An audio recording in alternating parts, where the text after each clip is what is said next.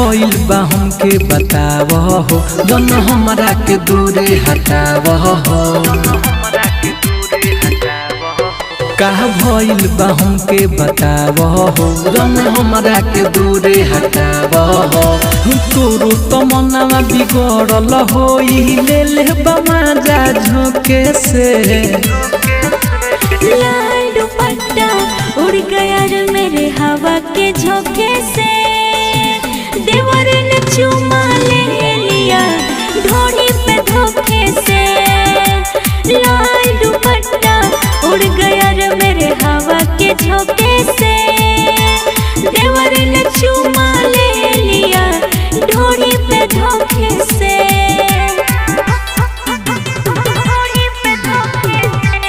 Mix by Tiya studio Areraj.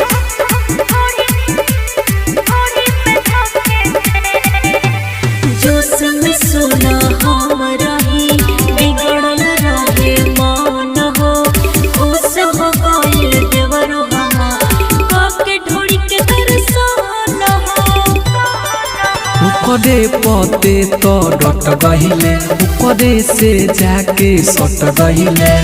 रानी तोहर जवानी तो भरल तपन सोखे से।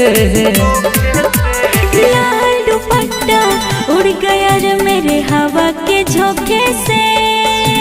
देवर ने चुमा ले लिया ढोड़ी पे धोखे से। लाल दुपट्टा उड़ गया रे मेरे हवा के झोंके से। देवर ने चुमा ले लिया ढोड़ी पे धोखे से।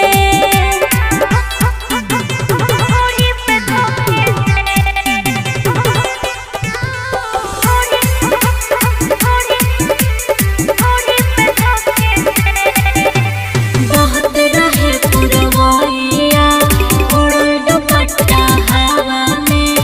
उत्तम शीतल लोलन देवर सेक के रोटी हमारा तवा में। हद तोरो तमन्ना होई रे, तबे उले लस छोई रे। हद उहो कमाना कइले बाते संगे तोरा झोंके से। लाल दुपट्टा उड़ गया रे मेरे हवा के झोंके से। देवर ने चुमा ले लिया ढोड़ी पे धोखे से। लाल दुपट्टा उड़ गया रे मेरे हवा के झोंके से। देवर ने चुमा ले लिया ढोड़ी पे धोखे से। Recording by Tia Studio Ariraj.